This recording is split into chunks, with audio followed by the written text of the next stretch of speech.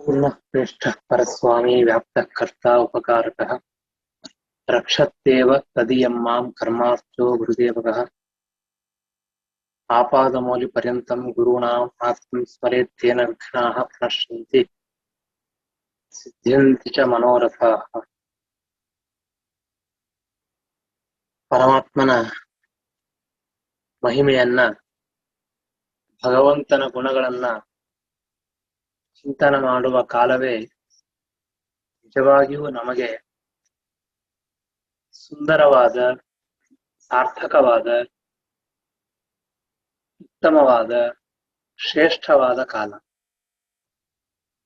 ನಮಗೆ ಭಗವಂತ ಎಲ್ಲ ವಸ್ತುಗಳ ಉಪಯೋಗವನ್ನ ಮಾಡಲಿಕ್ಕೆ ಕೊಟ್ಟಿದ್ದಾನೆ.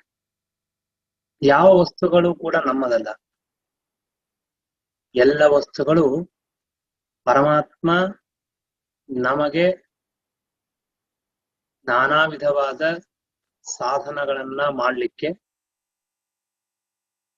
ತಾನು ಸೃಷ್ಟಿ ಮಾಡಿ ನಮಗೆ ಉಪಯೋಗ ಮಾಡಲಿಕ್ಕೆ ಕೊಟ್ಟಿದ್ದಾನೆ. ಹೀಗಾಗಿ ಯಾವುದೇ ದೇಶ ಇರಬಹುದು, ಯಾವುದೇ ಕಾಲ ಇರಬಹುದು, ಅಥವಾ ಇನ್ಯಾವುದೇ ಪದಾರ್ಥಗಳಿರಬಹುದು, ಆ ಎಲ್ಲ ಪದಾರ್ಥಗಳನ್ನ ಉಪಯೋಗ ಮಾಡತಕ್ಕಂತಹ ಒಂದು ಶಕ್ತಿ ಪೂರ್ಣವಾಗಿ ವಾಸ್ತವ ನಮ್ಮಲ್ಲಿ ಇಲ್ಲ. ಪರಮಾತ್ಮನ ಅದು ನಮ್ಗೆ ಕೊಡ್ತಾನೆ. ಆದರೆ ಆ ವಸ್ತುಗಳನ್ನ ಯಾವ ಕಾರಣಕ್ಕಾಗಿ ಭಗವಂತ ನಮಗೆ ಕೊಟ್ಟನೋ ಆ ಕಾರಣಕ್ಕಾಗಿ ಅದನ್ನು ಉಪಯೋಗ ಮಾಡದೇ ಇದ್ದರೆ ಅಷ್ಟು ಸೂಕ್ತವಾಗುವುದಿಲ್ಲ. ಹೀಗಾಗಿ ಶಾಸ್ತ್ರ ನಮಗೆ ಮೇಲಿಂದ ಮೇಲೆ ಎಚ್ಚರ ಕೊಡ್ತದೆ. ಭಗವಂತ ಈ ಜೀವರಾಶಿಗಳನ್ನ ಸೃಷ್ಟಿ ಮಾಡಿದ್ದು, ಜೊತೆಗೆ ಆ ಜೀವರಾಶಿಗಳಿಗೆ ಬೇಕಾಗಿರ್ತಕ್ಕಂತಹ ಎಲ್ಲ ವಿಧವಾದ ಸೌಕರ್ಯಗಳನ್ನ ಕೊಟ್ಟಿದ್ದು, ಇದಕ್ಕೆ ಮೂಲ ಕಾರಣ ಏನು ಅಂತ ಕೇಳಿದ್ರೆ ಭಗವಂತನ ಆರಾಧನೆಯನ್ನ ಮಾಡುವುದಕ್ಕಾಗಿ ಎಲ್ಲ ಪದಾರ್ಥ ಸೃಷ್ಟಿ ಮಾಡಿದ್ದಾನೆ. ಹೀಗಾಗಿ ಯಾವ ದೇಶ, ಯಾವ ಕಾಲದಲ್ಲಿ ನಾವು ಭಗವಂತನ ಸ್ಮರಣೆ ಮಾಡ್ತೇವೆ, ಭಗವಂತನ ಮಹಾತ್ಮ್ಯವನ್ನು ತಿಳ್ಕೊಳ್ತೇವೆ, ದೇವರ ಚರಣಾರವಿಂದಗಳನ್ನ ನಾವು ಉಪಾಸನೆ ಮಾಡ್ತೇವೆ, ಆಗ ಆ ದೇಶ ಕಾಲಗಳು ನಮಗೆ ಸಾರ್ಥಕವಾಗುತ್ತೆ. ನಮ್ಮ ದೇಹ, ಇಂದ್ರಿಯ, ಮನಸ್ಸುಗಳಿಗೆ ಒಂದು ಉತ್ತಮವಾಗಿರ್ತಕ್ಕಂತಹ ಪ್ರಯೋಜನ ಅದು ಸಿದ್ಧವಾಗ್ತದೆ. ಹಾಗೆ ವಿಚಾರ ಮಾಡ್ತಾ ಇರುವಾಗ ಶ್ರೀಮದ್ ಆಚಾರ್ಯರು ಆ ಭಗವಂತನ ಮಹಿಮೆಯನ್ನ ನಿರಂತರವಾಗಿ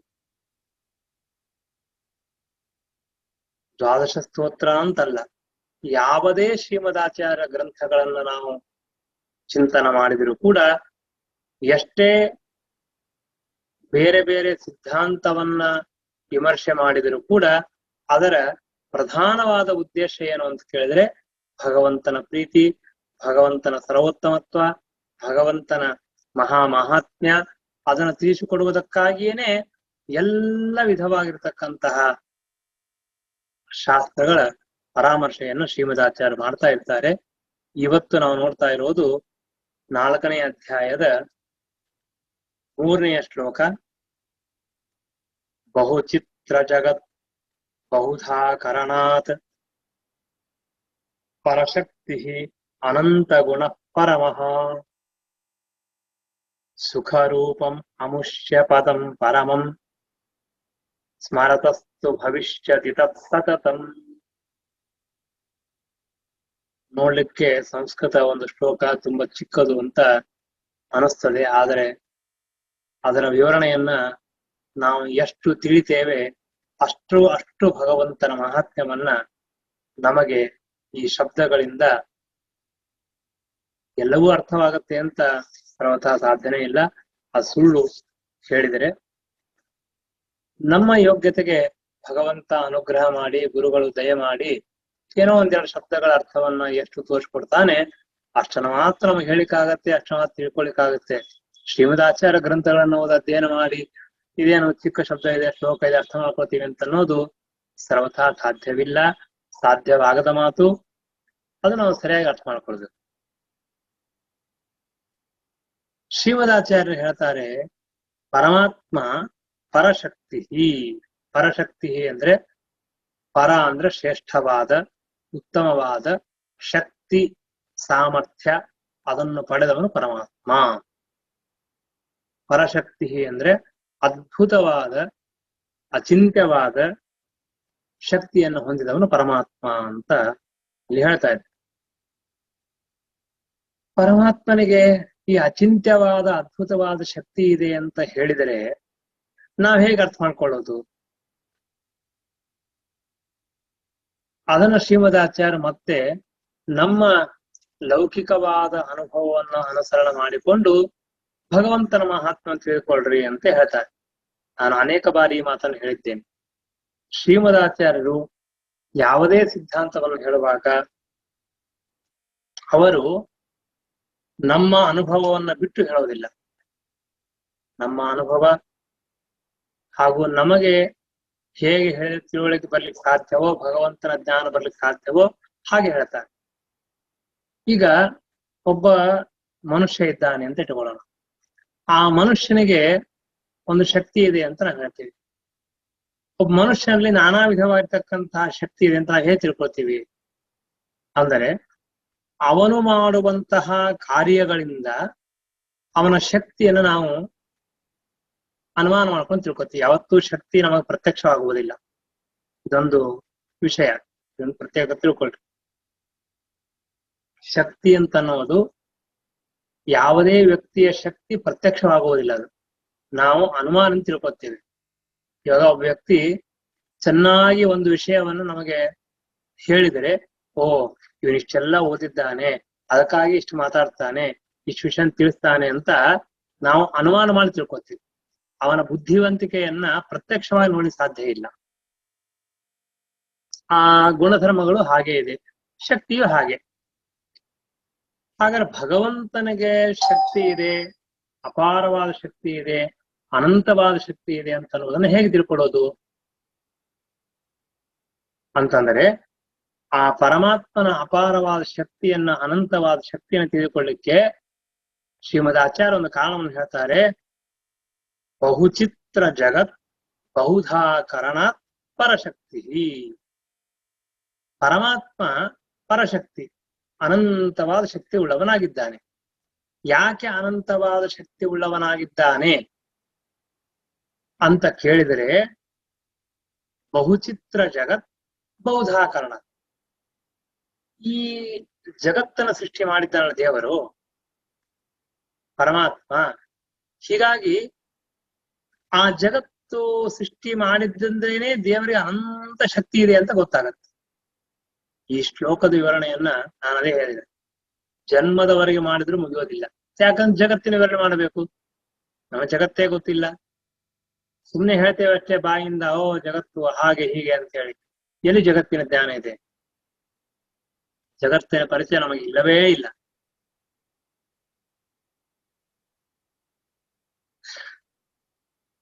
ಜಗತ್ತಿನ ಪರಿಚಯ ಇಲ್ಲ ಅಂದ್ರೆ ಒಳ್ಳೇದು ಗೊತ್ತಿಲ್ಲ, ಕೆಟ್ಟದ್ದು ಗೊತ್ತಿಲ್ಲ.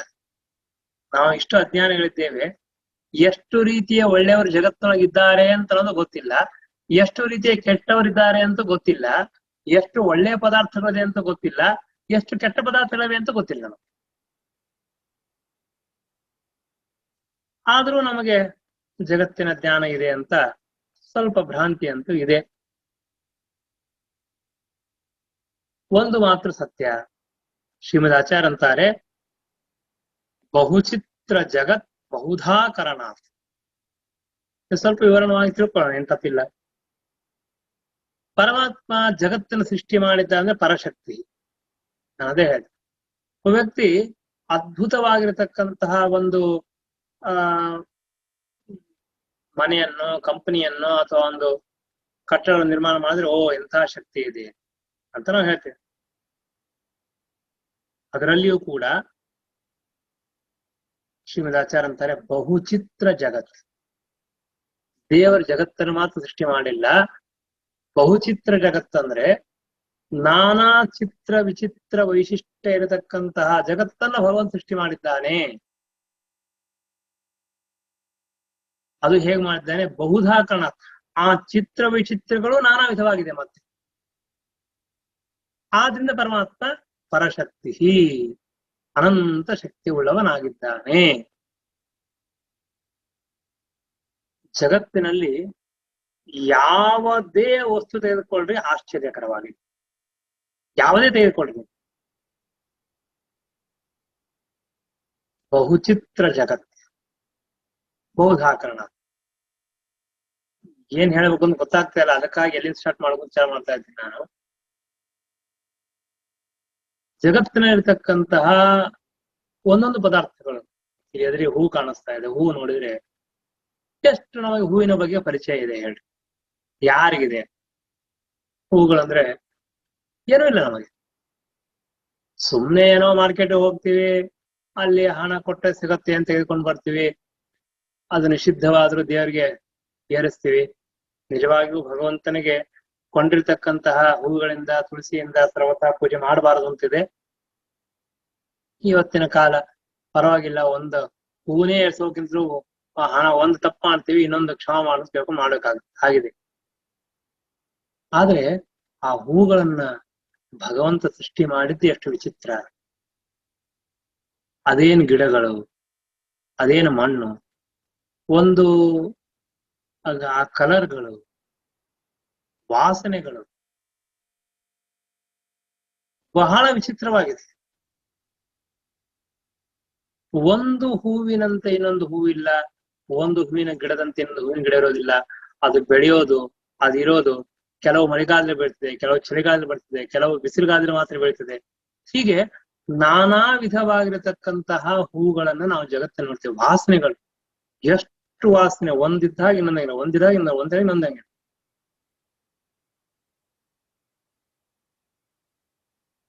ಆ ಹೂವಿಗೆ ವಾಸನೆ ಹಾಗೆ ಬರಬೇಕು ಅಂತ ಎಲ್ಲಿ ಬರ್ತದೆ ಹೇಳ್ರಿ? ಎಷ್ಟು ಆಶ್ಚರ್ಯ! ಏನ್ ಮಣ್ಣಿನಿಂದ ಹುಟ್ಟಿದ್ದ ಮಣ್ಣು ವಾಸನೆ ಬರುತ್ತಾ? ಎಲೆಗಳಿಗೆ ವಾಸನೆ ಇದೆಯಾ?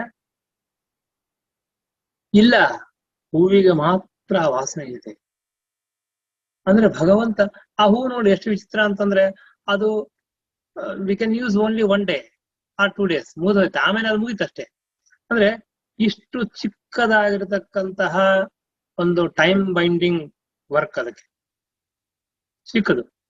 ಆದ್ರೆ ಕೋಟಿ ಕೋಟಿ ಲಕ್ಷ ಲಕ್ಷ ಕೋಟಿ ಕೋಟಿ ಜನರು ಅದ್ರ ಉಪಯೋಗ ಮಾಡ್ತಾರೆ. ಕೆಲವರು ಪೂಜೆಗೆ ಉಪಯೋಗ ಮಾಡ್ತಾರೆ, ಕೆಲವರು ಇನ್ಯಾವುದಕ್ಕೆ ಉಪಯೋಗ ಮಾಡ್ತಾರೆ, ಕೆಲವರು ಭೋಗಕ್ಕೆ ಉಪಯೋಗ ಮಾಡ್ತಾರೆ. ಅಂತೂ ಉಪಯೋಗ ಆಗತ್ತೆ ಜಗತ್ತಿನೊಳಗೆ. ಎಷ್ಟು ಹೂಗಳು ಜಗತ್ತಿನಲ್ಲಿ ಪ್ರತಿನಿತ್ಯ ಭಗವಂತ ಸೃಷ್ಟಿ ಮಾಡ್ತಾನೆ, ಪ್ರತಿನಿತ್ಯ ಸೃಷ್ಟಿ ಮಾಡ್ತಾನೆ. ಬೇಸರವೇ ಇಲ್ಲ ದೇವರಿಗೆ. ನಮಗೆ ಒಂದು ದಿನ ಒಂದು ಕೆಲಸ ಮಾಡಿ ಮರುದಿನ ಅದೇ ಮಾಡು, ಮತ್ತೊಂದಿನ ಅದೇ ಮಾಡಿದ್ರೆ ನಾವು ಬೇಸರವಾಗೋದಿಲ್ವಾ? ಆಗತ್ತೆ. ನಾವು ಸ್ವಲ್ಪ ಚೇಂಜ್ ಬೇಕು ಅಂತ ಹೇಳ್ತೀವಿ, ಮತ್ತಿನ್ನೇನೋ ಮಾಡ್ಬೇಕು ಅಂತ ಅಂತೀವಿ. ಆದ್ರೆ ಭಗವಂತ ಈ ಜಗತ್ತಿನಲ್ಲಿ ಸೃಷ್ಟಿ ಮಾಡ್ತಾ ಇದ್ದಾನೆ, ಎಂದು ಚೇಂಜ್ ಮಾಡ್ತಾ ಇಲ್ಲ, ಎಲ್ಲೂ ಒಂದೇ ರೀತಿಯಾಗಿದೆ. ಈ ಗುಲಾಬಿ ಹೂವು ಹೀಗಿರಬೇಕು, ಇಷ್ಟು ಕೆಂಪಾಗಿರ್ಬೇಕು, ಇಷ್ಟು ಮೆತ್ತಗಿರಬೇಕು, ಇಷ್ಟು ದಿನ ಇರಬೇಕು. ಆ ಒಂದೊಂದು ಹೂವಿಗೆ ಒಂದೊಂದು ಸಾಮರ್ಥ್ಯ ಇದೆ. ಕೆಲವು ಹೂಗಳಿಗೆ ರೋಗವನ್ನು ಪರಿಹಾರ ಮಾಡೋ ಸಾಮರ್ಥ್ಯ ಇದೆ, ಕೆಲವುಗಳಿಗೆ ಇನ್ನೇನೋ ನಾನಾ ತರದ ಸಾಮರ್ಥ್ಯಗಳಿದೆ. ಭಗವಂತ ಆ ವಸ್ತುಗಳ ಸೃಷ್ಟಿಯನ್ನು ಮಾಡ್ತಾ ಇರುವಾಗ, ನಾನು ಅದೇ ಹೇಳಿದೆ, ಒಂದೇ ಒಂದು ವಸ್ತುವನ್ನು ನಾವು ತೆಗೆದುಕೊಂಡಿದ್ದೀವಿ. ಇವಾಗ ಜಗತ್ತಿನಲ್ಲಿರ್ತಕ್ಕಂತಹ ಒಂದೊಂದು ಪದಾರ್ಥವನ್ನು ಚಿಂತನೆ ಮಾಡ್ತಾ ಮಾಡ್ತಾ ಹೋದರೆ ಬಹುಚಿತ್ರ ಜಗತ್ತು. ಆ ಹೂಗಳು, ಅಯ್ಯೋ ರಾಮ, ನಾನು ಹೇಳ್ತಾ ಇರೋದು ನಿಮ್ಮ ಕಲ್ಪನೆಗೆ ಬಂದಿದ್ದು ಯಾವ ಹೂ ಬಂದಿದೆ ಅಂತಂದ್ರೆ, ದೇವ್ರ ಪೂಜೆ ಯೂಸ್ ಮಾಡೋದು, ಆಮೇಲೆ ಬಹಳ ಅಂದ್ರೆ ದೇವ್ರ ಪೂಜೆ ಯೂಸ್ ಮಾಡದೇ ಇರತಕ್ಕಂತಹದ್ದು, ಬೇರೆ ಬೇರೆ ಕಾರ್ಯಕ್ರಮ ಯೂಸ್ ಮಾಡ್ತಕ್ಕಂತಹ ಹೂಗಳನ್ನು ಮಾತ್ರ ನಾವು ಚಿಂತನೆ ಮಾಡ್ತಾ ಇದ್ದೇವೆ. ಅದು ಮಾತ್ರ ನಮ್ಮ ಗಮನಕ್ಕೆ ಬರ್ತಾ ಇದೆ, ಅದು ಮಾತ್ರ ತಿಳ್ಕೊಳ್ಳಬೇಡಿ.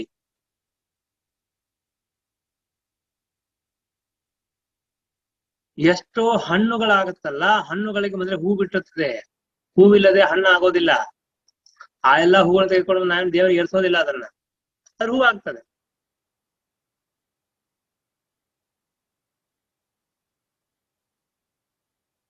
ಪುಷ್ಪ ಆ ಹೂವಾಗಿ ಆಮೇಲೆ ಅದು ನಿಧಾನವಾಗಿ ಆ ಹಣ್ಣುಗಳಲ್ಲಿ ಆ ಹಣ್ಣು ಹೇಗಾಗಬೇಕು ಆ ತರ ಡಿಸೈನ್ ಆಗಿರ್ತದೆ.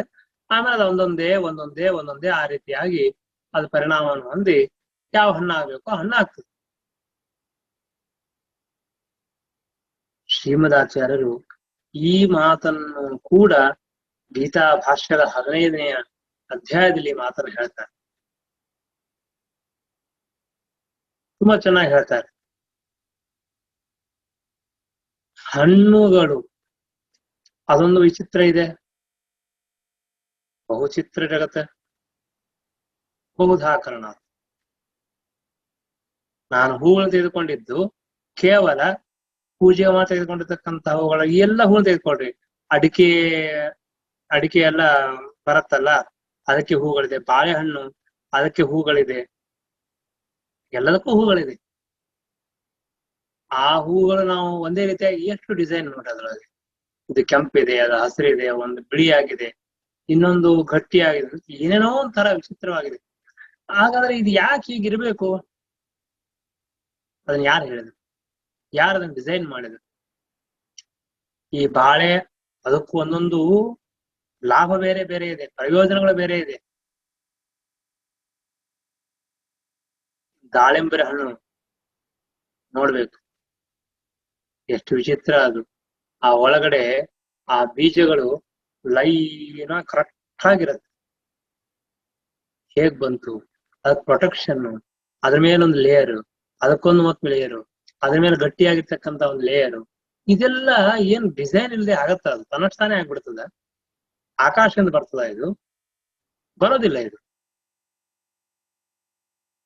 ಹಾಗಾದ್ರೆ ಬಹುಚಿತ್ರ ಜಗತ್, ಬಹುಧಾಕರಣ.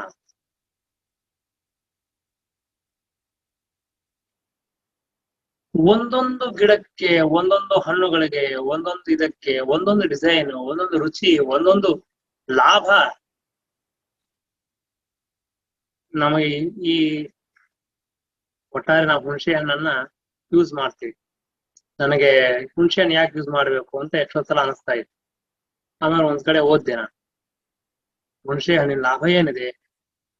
ಹುಣಸೆ ಹಣ್ಣು ಅಥವಾ ಅದರ ಒಳಗಡೆ ಕೆಲವೊಂದು ಇದು ಇರ್ತದೆ, ಬೀಜ, ಹುಣಸೆ ಕಪ್ಪು ಅಂತ ಸಿಗ್ತದೆ. ಇವಾಗಿನ ಹುಡುಗರು ಯಾರು ಗೊತ್ತೂ ಇಲ್ಲ ಅದು. ಹುಣಸೆ ಹಣ್ಣು ಕಪ್ಪು ಅದೆಲ್ಲ ಹುರಿದು ತಿಂತಾರೆ. ಹಳೆ ಕಾಲಕ್ಕೆ ಅಂತಿದೆ, ಇವಾಗಿನ ಮಾಡ್ತಾರೆ ಗೊತ್ತಿಲ್ಲ ನಮಗೆ. ಆ ಹುಣಸೆ ಹಣ್ಣಿಂದ ಏನ್ ಲಾಭ ಅಂತಂದ್ರೆ, ನಮಗೆ ಮೂಳೆಗಳಿದೆಯಲ್ಲ, ಎಲುಬುಗಳು, ಬೋನ್ಸ್, ಅದು ಗಟ್ಟಿ ಆಗ್ತದೆ ಅಂತ ತಿಂದ್ರೆ. ಯಾವ್ದನ್ನ ಹುಣಸೆ ಹಣ್ಣು ಬಹಳ ತಿನ್ಬೇಕು ಅಂತ ಇರ್ತಲ್ಲ, ಎಲ್ಲದಕ್ಕೂ ಒಂದೊಂದು ಲಿಮಿಟೇಷನ್ ಇದೆ. ಅಂದ್ರೆ ಈ ತರ ಒಂದು ಶಕ್ತಿ ಹೇಗೆ ಬಂತು? ಅದಕ್ಕೆ ಆ ಶಕ್ತಿ ಹೇಗೆ ಕೊಟ್ಟ ದೇವರು? ಅದರ ಬೀಜವೇ ಇರುತ್ತೆ, ಕಪ್ಪು ಬೀಜ, ಅದನ್ನ ಹುರಿದು ಕುಟ್ಟಿ ತಿನ್ಬೇಕು. ಆಮೇಲೆ ಈ ಕುಂಬಳಕಾಯಿ ಇರ್ತದಲ್ಲ, ಆ ಪಂಪ್ಕಿನ್, ಆ ಕುಂಬಳಕಾಯಿ, ಅದನ್ನ ನಾವು ಮೇಲಿನ ಸೊಪ್ಪೆ ಕಿತ್ತಿ ಹಾಕ್ಬಿಡ್ತೀವಿ, ಒಳಗಿನ ಬೀಜ ಒಗಿತೀವಿ, ಆ ಮಧ್ಯವಾಗಿರ್ತಕ್ಕಂಥ ಭಾಗ ಮಾತ್ರ ತಿಂತೀವಿ. ಇದೆಲ್ಲ ಹುಚ್ಚರ ಕೆಲಸ ಇದೆ. ನಮ್ ಪ್ರಾಚೀನರು ಹಾಗೆ ಮಾಡ್ತಾ ಇದ್ದಿಲ್ಲ. ಅದ್ರ ಮೇಲ್ ತೊಗಲು ಸೇತೆಗೆ ತಿನ್ಬೇಕು, ಆ ಬೀಜಗಳನ್ನು ಒಗಿಬಾರ್ದು, ಅದನ್ನು ತಿನ್ಬೇಕು. ಇವತ್ತು ಏನ್ ಮಾಡ್ತಾ ಇದ್ದಾರೆ ಅಂತಂದ್ರೆ, ನಾನು ಒಂದ್ ಕಡೆ ಅಂಗಡಿ ಹೋಗಿದ್ದೆ, ನೋಡಿ ಬಂದೆ. ಆ ಕುಂಬಳಕಾಯಿ ಬೀಜ ನಿಮಗೆ ಒಂದು 1000 ರೂಪಾಯಿ, 1000 ರೂಪಾಯಿ ಪರ್ ಕೆಜಿ. ನಾವು ಯಾವ್ದನ್ನು ಬೇಡ ಅಂತ ಕಸದಲ್ಲಿ ಹಾಕ್ತಿವಿ, ಅದನ್ನ ತೆಗೆದುಕೊಂಡು ಬಂದು ಶಿಸ್ತಾಗಿ ಬಿಡಿಸಿ ಚೆನ್ನಾಗಿಟ್ಟು, ಈ ಡ್ರೈ ಫ್ರೂಟ್ಸ್ ಅಂಗಡಿ ಇರತ್ತಲ್ಲ, ಅಲ್ಲಿ ಹೋಗಿ ನೋಡಿ, ಅದು ಮಾರಲಿಕ್ಕೆ ಇಟ್ಟಿರ್ತಾರೆ. ಆಶ್ಚರ್ಯ ಆಯ್ತು. ನಾನು ಮುಂಬೈಲಿರುವಾಗ ಹೇಳ್ತಾ ಇದ್ದೇನೆ ದಿನಾಲು ಮಾಹುಲಿ ಆಚಾರ್ಯರು ಅಂತ. ಅಂದ್ರೆ ಈಗಿನ ಆಚಾರ್ಯ ಅಲ್ಲ, ಇವರ ಹಿಂದಿನ ಮಾಹುಲಿ ಗೋಪಾಲಾಚಾರ್ಯ, ಅವರ ಮನೆಯವರು. ನಾವು ಕಾಕೂರು ಅಂತ ಕರಿತೀವಿ. ಅವರು ವಿದ್ಯಾಪೀಠಕ್ಕೆ ಬೇಕಾಷ್ಟು ಪಲ್ಯಕಾಯಿ ಎಲ್ಲ ಬರ್ತಿತ್ತು. ಬಂದಾಗ ಕುಂಬಳಕಾಯಿ ತರಬೇಕು, ಅದನ್ನ ಹೊಡಿಬೇಕು, ಅದ್ರೊಳಗಿಂದೆಲ್ಲ ಆ ಬೀಜಗಳನ್ನು ತೆಗೆದು ಹುಡುಗರು ಆ ಕಡೆ ಈ ಕಡೆ ಹಾಕ್ಬೇಕು. ಆದ್ರೆ ಅವ್ರು ಬಂದು ಆ ಎಲ್ಲ ಬೀಜಗಳನ್ನು ತೆಗೆದು ಅದನ್ನ ಸ್ವಚ್ಛ ಮಾಡಿ ಬಿಸಿಲಿಗೆ ಹಾಕೋರು. ಬಿಸಿಲಿಗೆ ಹಾಕಿದ ಮೇಲೆ ಅದನ್ನ ಒಣಗದ ಮೇಲೆ ಆ ಬೀಜನ ಬಿಚ್ಚಬೇಕು, ಒಂದೊಂದೇ ಬಿಚ್ಚಿ ಬಿಚ್ಚಿ ಕೊಡಬೇಕು, ತಿನ್ಬೇಕು. ನಮಗೂ ಹೇಳ್ತೇನೆ, ತೆಗೆದುಕೊಡ್ತಿದ್ದೆ. ನಮ್ಗೆ ಆಗ ಅನಿಸ್ತಿತ್ತು, ಏನಿದು ಹೀಗೆ ಹೇಳ್ತಾರಲ್ಲ ಇವರು ಅಂತ ಸಣ್ಣ ನಮ್ಗೆ ಅನಿಸೋದು ಸಹಜ. ಅವ್ರು ಹೇಳ್ತಿದ್ರೆ ಅದು ಆರೋಗ್ಯಕ್ಕೆ ಒಳ್ಳೆಯದು, ನೀವು ತಿನ್ನಿ ಅಂತ. ಅವರು ತಿಂತಿದ್ರು, ನಮಗ್ ಕೊಡ್ತೀವಿ. ಅದೇನು ಚಿಕ್ಕ ಬೀಜ ಇರತ್ತೆ, ಸ್ವಲ್ಪ ತೆಗಿಬೇಕು. ಶೇಂಗಾ ಏನು ಚೆನ್ನಾಗಿ ದೊಡ್ಡದಿರ್ತದೆ, ಏನು ಚಿಕ್ಕ. ಇವತ್ತಿನ ಕಾಲಕ್ಕೆ ಈ ಇನ್ಫರ್ಟಿಲಿಟಿ ಫರ್ಟಿಲಿಟಿ ಅಂತ ಎಲ್ಲಾ ನಾಟಕ ಮಾಡಿ ಏನೇನೋ ಔಷಧಗಳು ಮತ್ತೊಂದೆಲ್ಲ ಮಾಡ್ತಾರೆ. ಅದು ಉತ್ತಮವಾದ ಔಷಧ ಯಾವುದು ಅಂದ್ರೆ ಅದು ವೈದ್ಯರು ಹೇಳ್ತಾರೆ. ಅಂದ್ರೆ ಯಾವುದು ನಮಗೆ ಯೋಗ್ಯವೋ, ಯಾವುದು ಒಳ್ಳೆಯದೋ, ಯಾವ್ದು ಇಷ್ಟವೋ ಅದನ್ನ ನಾವೆಲ್ಲ ಬಿಟ್ಬಿಟ್ಟಿವಿ. ಯಾವ್ದು ಬೇಡ ಅದೆಲ್ಲ ತಿಂತೀವಿ, ಒಳಗಡೆ ಹಾಕೋತೀವಿ. ಇದು ಒಂದ್ ಕಡೆಗೆ ಇರ್ಲಿ. ಆಶ್ಚರ್ಯ ಏನು ಅಂದ್ರೆ ಪರಮಾತ್ಮ ಆಯಾ ಪದಾರ್ಥಗಳಲ್ಲಿ ಅಂತಂತಹ ಶಕ್ತಿಯನ್ನು ಇಟ್ಟಿದ್ದಾನೆ. ನಾನು ಅದೇ ಹೇಳಕ್ ಹೊರಟಿದ್ದೆ. ಆ ಹುಣಸೆ ಅದೊಂದು ಬೀಜ. ಹಾಗೆ ಹುಣಸೆ ಹಣ್ಣಿನ ಒಳಗೇನು ಕಪ್ಪು ಬೀಜ ಇರುತ್ತಲ್ಲ, ಅದು ಕೂಡ ಹಾಗೆ.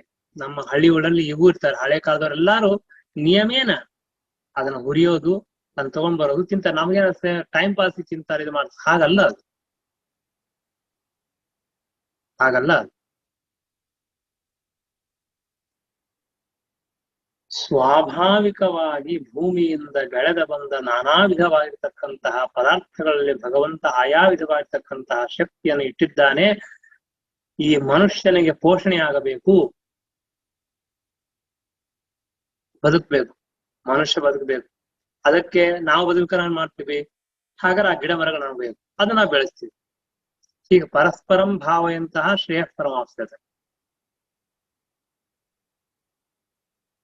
ಪರಮಾತ್ಮ ಆಯಾ ಪದಾರ್ಥಗಳಲ್ಲಿ ಆಯಾ ವಿಧವಾಗಿರ್ತಕ್ಕಂತಹ ಶಕ್ತಿಯನ್ನು ಇಟ್ಟು ಆ ಭಗವಂತ ಆ ಪದಾರ್ಥನ ಸೃಷ್ಟಿ ಮಾಡಿದ್ದಾನೆ. ಆದ್ದರಿಂದ ಪರಶಕ್ತಿ.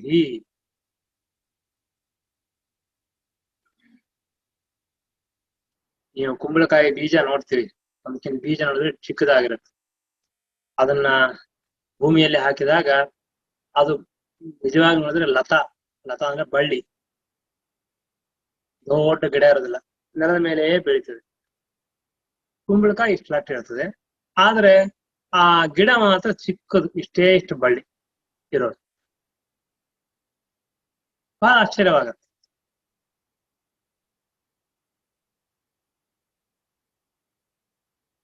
ಅಂದ್ರೆ ಹೀಗೆ ಒಂದೊಂದು ಪದಾರ್ಥವನ್ನು ಭಗವಂತ ಬಹುಚಿತ್ರ ಜಗತ್ ಬಹುಧಾಕರಣ ಪರಶಕ್ತಿ ಅನಂತ ಗುಣ ಪರಮಃ. ಅದೇ ಹೇಳಿದೆ, ಈ ಶ್ಲೋಕಕ್ಕೆ ಎಷ್ಟು ವಿವರಣೆ ಮಾಡಿದ್ರೂ ಕಡಿಮೆ ಇದೆ, ಎಷ್ಟು ವಿವರಣೆ ಮಾಡಿದ್ರೂ ಕಡಿಮೆ ಇದೆ. ಒಂದು ಹಣ್ಣಿನ ರುಚಿ ಇನ್ನೊಂದು ಹಣ್ಣಿಗೆ ಇಲ್ಲ, ಒಂದು ಹಣ್ಣಿನ ಲಾಭ ಇನ್ನೊಂದು ಹಣ್ಣಿಗೆ, ಅದಕ್ಕೊಂದು ಲಾಭವೇ ಬೇರೆ, ಇದಕ್ಕೊಂದು ಲಾಭವೇ ಬೇರೆ, ಇದಕ್ಕೊಂದು ಪ್ರಯೋಜನ, ಇದಕ್ಕೊಂದು ಪ್ರಯೋಜನವೇ ಬೇರೆ. ಬಾಳೆಹಣ್ಣು ತಿಂದ್ರೆ ಒಂದು ಲಾಭ, ಇನ್ಯಾವುದೋ ಹಣ್ಣು ಆಪಲ್ ತಿಂದ್ರೆ ಒಂದು ಲಾಭ, ಆಮೇಲೆ ಈ ದಾಳಿಂಬ್ರಿ ತಿಂದ್ರೆ ಒಂದು ಲಾಭ, ಆರೆಂಜ್ ತಿಂದ್ರೆ ಇನ್ನೊಂದು ಲಾಭ, ದ್ರಾಕ್ಷಿ ತಿಂದ್ರೆ ಇನ್ನೊಂದು ಲಾಭ. ಅಂದ್ರೆ ಎಲ್ಲದಕ್ಕೂ ಅದಕ್ಕೆ ಆಗಿರತಕ್ಕಂತಹ ಒಂದು ಸೌಂದರ್ಯ, ಅದಕ್ಕೆ ಆಗಿರ್ತಕ್ಕಂತಹ ಒಂದು ಪ್ರಯೋಜನ, ಒಂದು ಸಿಸ್ಟಮ್ ಪರಮಾತ್ಮ ಮಾಡಿಟ್ಟಿದ್ದಾನೆ. ಇದು ದೇವರು ಮಾಡಬೇಕಾದ್ರೆ ಅವನಿಗೆ ಬುದ್ಧಿಶಕ್ತಿ ಬೇಕು, ದೈಹಿಕವಾದ ಶಕ್ತಿ ಬೇಕು, ಮಾನಸಿಕವಾದ ಶಕ್ತಿ ಬೇಕು. ಎಲ್ಲ ವಿಧವಾದ ಶಕ್ತಿ ಇಲ್ಲದೆ ಇದ್ದರೆ ಪರಮಾತ್ಮನಿಗೆ ಏನೂ ಮಾಡ್ಲಿಕ್ಕಾಗೋದಿಲ್ಲ. ದೇವರು ಸುಮ್ನೆ ಹೊರಗಿದ್ದು ಆಶೀರ್ವಾದ ಮಾಡೋದಲ್ಲ, ಆ ಎಲ್ಲ ಪದಾರ್ಥಗಳಲ್ಲಿ ಆಯಾ ತರಹದ ಗುಣಧರ್ಮಗಳು ಬರುವಂತೆ ತಾನೇ ಪ್ರೇರಣೆ ಮಾಡಿ ಆ ಪದಾರ್ಥಗಳಲ್ಲಿ ಅಂತಹ ಶಕ್ತಿಯನ್ನು ತಂದು ಕೊಡ್ತಾನೆ. ಏನ್ ಹೇಳ್ಬೇಕು ಅಂತ ಅರ್ಥ ಆಗೋದಿಲ್ಲ. ಆಕಳುಗಳು ಹಾಲು ಕೊಡ್ತದೆ, ತಿನ್ನೋದು ಮೇವು ಹುಲ್ಲು, ಬರೋದು ಹಾಲು, ಅದ್ರ ಉಪಯೋಗ ಮಾಡೋದು ಹಾಲು. ಇದು ಹೇಗಿದೆ ನೋಡ್ರಿ ಚಿತ್ರವಾಗಿ. ಅಂದ್ರೆ ನಾವು ಏನ್ ಫ್ಯಾಕ್ಟ್ರಿನೂ ಮಾಡ್ಲಿಕ್ಕೆ ಸಾಧ್ಯ ಇಲ್ಲ ಇದಕ್ಕೆ. ಎಲ್ಲಾರು ಒಂದು ಫ್ಯಾಕ್ಟ್ರಿ ಮಾಡಿ ನೋಡೋಣ. ನಾವು ಹುಲ್ಲು ಹಾಕ್ತಿವಿ, ಹೊರಗಡೆ ಬರುವಾಗ ಮಿಷನ್ದೊಳಗೆಲ್ಲ ಕೊನೆಗೆ ಒಂದ್ ಕಡೆ ಹಾಲು ಬರುತ್ತೆ. ಹಂಗೇನ ಇತ್ತು ಅಂತಂದ್ರೆ ಇವತ್ತು ಯಾರು ಆಕಳ ಮುಖವನ್ನು ನೋಡ್ತಿದ್ದಿಲ್ಲ ಎಲ್ಲ. ಅಂದ್ರೆ ಪರಮಾತ್ಮ ಇಷ್ಟು ಅದ್ಭುತವಾಗಿ ಆ ಡಿಸೈನ್, ಅಲ್ಲಿ ಆಗತಕ್ಕಂತಹ ನಾನಾ ತರಹದ ವಿಕಾರಗಳು, ಅಲ್ಲಿ ಬರತಕ್ಕಂತಹ ಲಾಭಗಳು.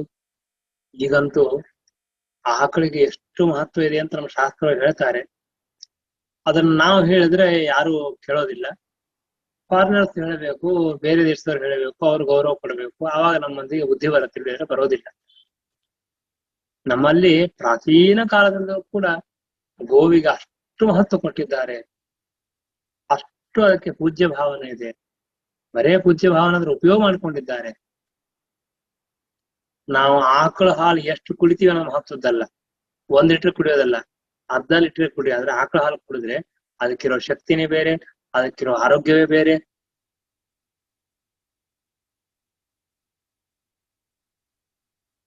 ಗೋಮಯ, ಗೋಮೂತ್ರ, ಒಂದೊಂದಕ್ಕೂ ಲಾಭವನ್ನು ಹೇಳ್ತಾರೆ. ಯಾವುದನ್ನ ನಾವೆಲ್ಲ ಬೇಡ ಬೇಡ ಬೇಡ ಅಂತ ಬಿಟ್ಟಿವಿ, ಬೇರೆಯವರೆಲ್ಲ ಅದು ಬೇಕು ಬೇಕು ಅಂತ ಮಾಡ್ತಾ ಇದ್ದಾರೆ. ಅದ್ರ ಲಾಭ ಅವ್ರು ಮಾಡ್ಕೋತಾರೆ. ಅವ್ರ ಉದ್ದೇಶವೇ ಅದು, ನಮ್ಮನ್ನೆಲ್ಲ ಹಾಳು ಮಾಡಬೇಕು, ತಾವು ಚೆನ್ನಾಗಿರ್ಬೇಕು. ಆದ್ದರಿಂದ ಪ್ರತಿಯೊಂದು ವಸ್ತು ಭಗವಂತ ಬಹುಚಿತ್ರ ಜಗತ್ ಬಹುಧಾಕರಣ ಪರಶಕ್ತಿ ಅನಂತ ಗುಣಃ ಪರಮಃ. ಭಗವಂತನಲ್ಲಿ ಅನಂತವಾದ ಶಕ್ತಿ ಇದೆ. ಯಾಕೆ ಅಂದ್ರೆ ಪರಮಾತ್ಮ ಅಂತಂತಹ ಅದ್ಭುತವಾದ ಶಕ್ತಿ ಉಳ್ಳ ವಿಚಿತ್ರವಾದ ನಾವು ನೋಡಬೇಕು. ನಾನು ಹೇಳಿದ್ದು ಒಂದೇ ಒಂದು ಹೇಳಿದೆ, 2-3 ಮಾತ್ರ ದೃಷ್ಟಾಂತ ಕೊಟ್ಟೆ. ಜಗತ್ತಿನಲ್ಲಿ ಎಷ್ಟು ಪದಾರ್ಥಗಳಿದೆ, ಆ ಎಲ್ಲ ಪದಾರ್ಥಗಳಿಗೂ ಕೂಡ ಒಂದೊಂದು ವಿಧವಾಗಿರ್ತಕ್ಕಂತಹ ಮಹಿಮೆ ಇದೆ, ಒಂದೊಂದು ವಿಧವಾಗಿರ್ತಕ್ಕಂತಹ ವೈಶಿಷ್ಟ್ಯ ಇದೆ, ಒಂದೊಂದು ವಿಧವಾಗಿರ್ತಕ್ಕಂತಹ ಲಾಭಗಳಿದೆ, ಒಂದೊಂದು ವಿಧವಾಗಿರ್ತಕ್ಕಂತಹ ಉಪಯೋಗ ಹಾನಿಗಳಿದೆ. ದೇವರು ತುಂಬಾ ಚೆನ್ನಾಗಿ ಮಾಡಿದ್ದಾನೆ. ಮನುಷ್ಯನಿಗೆ ಬೇಸರ ಬರಬಾರದು ರುಚಿ, ಎಲ್ಲಾ ತರದ ರುಚಿ ಕೊಟ್ಟಿದ್ದಾನೆ. ಮೆಣಸಿನಕಾಯಿ ಕೊಡ್ತಾನೆ, ಮೆಣಸು ಕೊಟ್ಟಿದ್ದಾನೆ, ಜೀರಿಗೆ, ಇಂಗು, ಏನೇನೋ. ಅದನ್ನ ನೋಡಿದ್ರೆ ತುಂಬಾ ಆಶ್ಚರ್ಯವಾಗುತ್ತೆ, ಸಂತೋಷವಾಗುತ್ತೆ. ಅಂದ್ರೆ ಪರಮಾತ್ಮ ಈ ಜೀವನ ಮೇಲೆ ಎಷ್ಟು ದಯ ಮಾಡಿದ, ಎಷ್ಟು ಅನುಗ್ರಹ ಮಾಡಿದ. ಪ್ರತಿಯೊಬ್ಬನಿಗೂ ಬದುಕಲಿಕ್ಕೆ ಒಂದು ಉಪಾಯವನ್ನು ಮಾಡಿಕೊಟ್ಟ, ಸಾಧನಗಳನ್ನು ಕೊಟ್ಟ. ಅದ್ಭುತವಾದ ಈ ಪ್ರಕೃತಿಯಲ್ಲಿ ನೀನು ಬದುಕು ಅಂತ ಕೊಟ್ಟ. ಆದ್ರೆ ನಾವು ಮನುಷ್ಯರ ಮಾತ್ರ ಪ್ರಕೃತಿಯನ್ನೇ ಹಾಳು ಮಾಡಿ ನಾವು ಬದುಕ್ತಾ ಇದ್ದೀವಿ. ಕಲಿಯುಗದ ಪ್ರಭಾವ ಏನ್ ಮಾಡಿ ಬರೋದಿಲ್ಲ. ಹೀಗಾಗಿ ಪ್ರಕೃತಿ ನಿಯಾಮಕನಾದ, ಪ್ರಕೃತಿ ಸ್ವಾಮಿಯಾದ ಅದ್ಭುತವಾದ ಭಗವಂತ ಈ ಜಗತ್ತನ್ನ ಸೃಷ್ಟಿ ಮಾಡಿದ್ದಾನೆ. ಅಂತಹ ಜಗತ್ ಸ್ವಾಮಿಯಾದ ಭಗವಂತನನ್ನ ನಿರಂತರವಾಗಿ ಚಿಂತನೆ ಮಾಡೋಣ, ಅವನ ಅನುಗ್ರಹಕ್ಕೆ ಪಾತ್ರರಾಗೋಣ. ಅಂತಹ ಭಗವಂತ ನಮ್ಮೆಲ್ಲರನ್ನೂ ರಕ್ಷಣೆ ಮಾಡಲಿ ಎಂಬುದಾಗಿ ಪ್ರಾರ್ಥನೆ ಮಾಡೋಣ. ಹರಯೇ ನಮಃ. ಶ್ರೀಕೃಷ್ಣಾರ್ಪಣಮಸ್ತು.